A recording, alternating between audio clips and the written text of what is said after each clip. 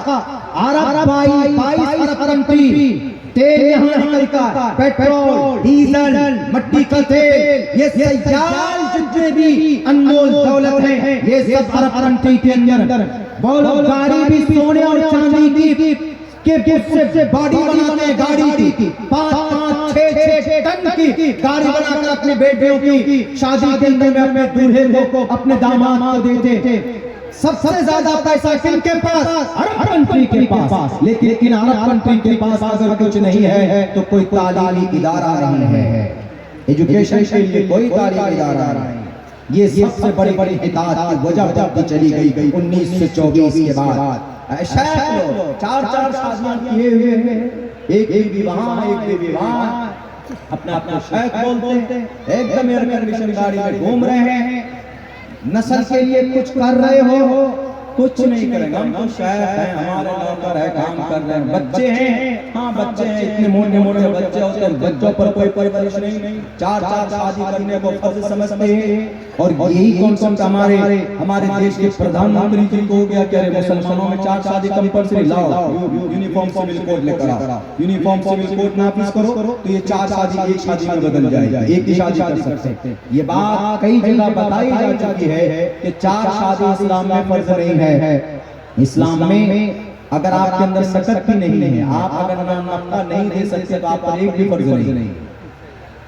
हाँ, आप पर जब फर्ज है जब आपको गुनाहों में जाने का अंदेशा हो, अपनी सेक्सुअल डिजायर के ऊपर कंट्रोल ना हो, क्या आप जिना में मुब्तला हो सकते हैं और आपके पास हिम्मत है, सकत है, ना नफका आप दे सकते हैं और आपकी बीमारी में गुनाह में मुलव्वस होने का अंदेशा है, तो ऐसी सूरत में आपके ऊपर तब फर्ज है एक शादी आप एक कर सकते हैं। लेकिन हमारे मोदी जी समझ बैठे कि शायद इस्लाम में 4 शादी फर्ज है, यानी 4 शादी करना एक मुसलमान मर्द को जरूरी है। नहीं मोहतरम, एक ही कीजिए लेकिन उनको साथ रखिए, छोड़िए मत। 40 साल से आपने छोड़ रखा, एक करो, निभाओ उसको।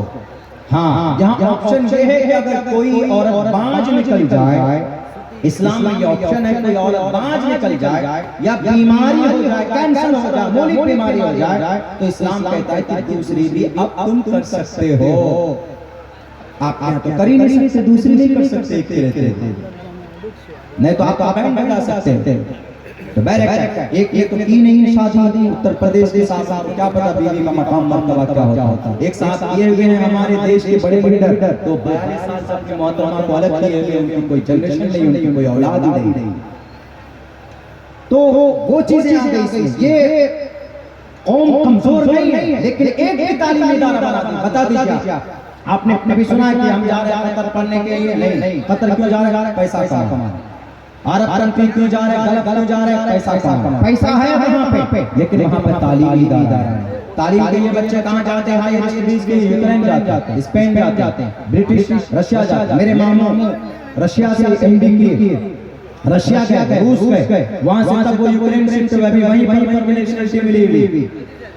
हमने कहा कि अंग्रेज नालायक अरब कंट्री में क्यों गया? आपको अरब कंट्री नहीं दिखाता, वहां जाते। बोला अरब कंट्री में अरे एक भी यूनिवर्सिटी नहीं है, एक भी यूनिवर्सिटी छोड़ी भाई, यूनिवर्सिटी चलो दुनियादारी के उसमें आता है। एक भी बड़ा दीनी इस्लामी इदारा मिस्र के अलावा बता दीजिए कहीं है? कहीं नहीं। इन अरब कंट्री में कहीं नहीं। मिस्र के बाद नंबर आता है, दारुल देवबंद का नंबर आता है। और सही पूछे तो इस्लाम के प्लेटफॉर्म पर जो मुकद्दस जमात सहाबाए किराम की है, वो सहाबाए किराम का हुलिया अगर कहीं पर नजर आता है दुनिया में, तो वो एशिया महाद्वीप, एशिया बरसगीर, भारत, ये एशिया महाद्वीप के एरिया के अंदर में वो चीजें नजर आती। ये लोग अयाश बन चुके हैं, ज्यादा पैसा इनको दे दिया गया, फरावानी हो गई थी। ये लोग क्या बोलते हो? थोड़ी में बोला जाता था, जो बोलते हमारी जुबान में, ये भूत बन गए कौम के ऊपर सवार। एक भी पैसा नहीं पहुंचाया गया गजा पट्टी पर, वहां के मजलूम बच्चों के एक भी। आप कहेंगे कि मौलाना गजा पट्टी की बॉर्डर इसराइल में दोनों बॉर्डर चलता है, इसलिए हम कैसे इसराइल में जाएं? उसमें तो बैंड किया हुआ है। अरे एक दो बॉर्डर बंद है, नहीं जा सकते। तीसरा बॉर्डर रफा बॉर्डर है जो मिस्र से लगा हुआ, गजा पट्टी के मुसलमानों की, वहां के इंसानों की।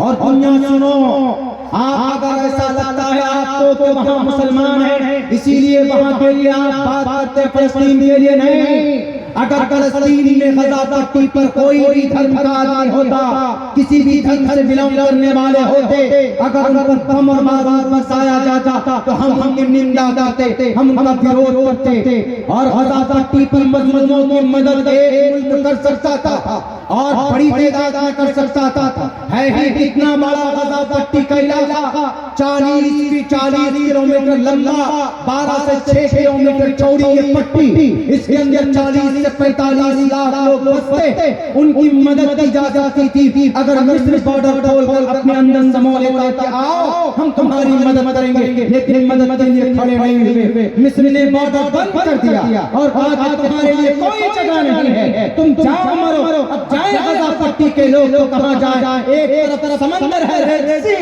उस तरफ जाए तो समंदर में मर जाते, और दूसरी तरफ इधर से इस्राइल उनके ऊपर बमबारी कर रहा है, तो जाए तो कहां जाए?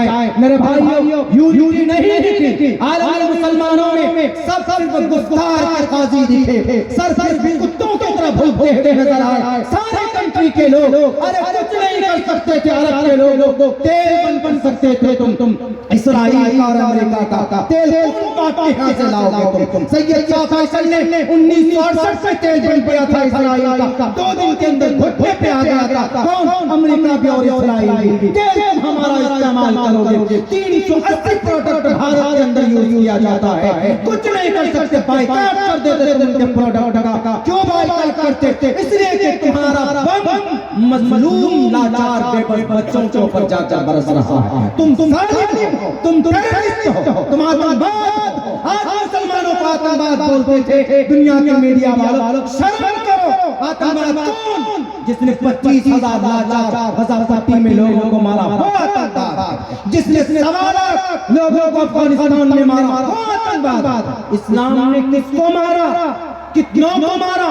हमारे नबी 23 जंगों में शरीक हुए, हमारे नबी जंगे बद्र में कुफ्फार मक्का को पकड़ कर लाए, हाथ में हथकड़ी थी, आवाज आ रही थी गुलाम और उन असीरों के, उन कैदियों की रात को कराहने की। तो मोहम्मद इब्न अब्दुल्लाह ने कहा, मोहम्मद रसूलुल्लाह ने कहा अपने सहाबा से जरा हथकड़ी का थोड़ा ढीला कर दो, इसलिए कि दर्द से चीख रहे तो मुझे नींद नहीं आ रही है। अल्लाह के नबी ने अपने गुलामों के साथ जंग के मैदान में पकड़े गए थे, कैदियों के साथ हमदर्दी पेश करते हैं, किसी को एक थप्पड़ तक नहीं मारा गया है। जंग का ये रूल है, अगर जंग करते हो आप में फौजी लड़े ठीक है, एक दूसरे को मारो, ये जंग का कानून है, लेकिन सिविलियंस को नहीं मार सकते, बच्चों को नहीं मार सकते, औरतों को नहीं मार सकते, बूढ़ों को नहीं मार सकते, फसल को नहीं तबाह कर सकते। अल्लाह के नबी ने इस पर पूरी रियायत की। अल्लाह के नबी 23 जंगों में शरीक हुए,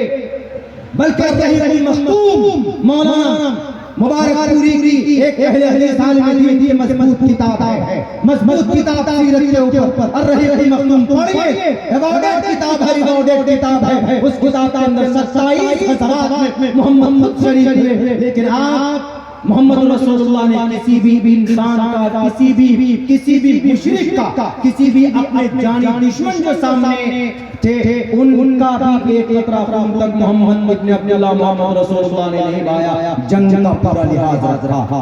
आज दुनिया के सामने आ गई कि कौन इस दुनिया के ऊपर जुल्म ज़्यादती करने वाला टेररिज्म। लेकिन एक बात बताएं, क्यों ताकतवर बन गए ये यहूदी? एक तो तालीम पर मेहनत की, और हमारे सारे शहर क्या बनाए आए हैं? वो बुर्ज खलीफा। इस बुर्ज खलीफा का जो आर्किटेक्चर डिजाइनर है, पता था उन्हें, मेड इन यहूदी इस्राइल। तुम्हारे पास क्या? तुम्हारे पास तो दिफा के लिए फौजी भी नहीं। किनके पास? अरब कंट्री के पास 22 अरब कंट्री और 57 मुस्लिम कंट्री। यानी पूरी दुनिया में मुसलमानों की तादाद 2 अरब और यहूदियों की तादाद सिर्फ 1.5 करोड़ 1 करोड़ 50 लाख और 100 करोड़ 50 करोड़ 150 करोड़ पूरी दुनिया के अंदर मुसलमानों की तादाद। लेकिन ये कौम कुछ नहीं कर रहे। क्यों? तालीम में पीछे। दूसरी चीज और बता दूं, तिजारत में यहूदी आगे आए। तिजारत सबसे बड़ी ताकत इनकी तालीम के बाद तिजारत है। तिजारत किनकी सुन्नत है? नौजवानों किनकी सुन्नत है? सुन्नत रसूल है कि नहीं? अल्लाह के नबी ने 15 साल से लेकर 40 साल की उम्र तक तिजारत की मोहम्मद रसूलुल्लाह। अबू दाऊद हजरत दाऊद अलैहिस्सलाम ने तिजारत की, अबू बकर ने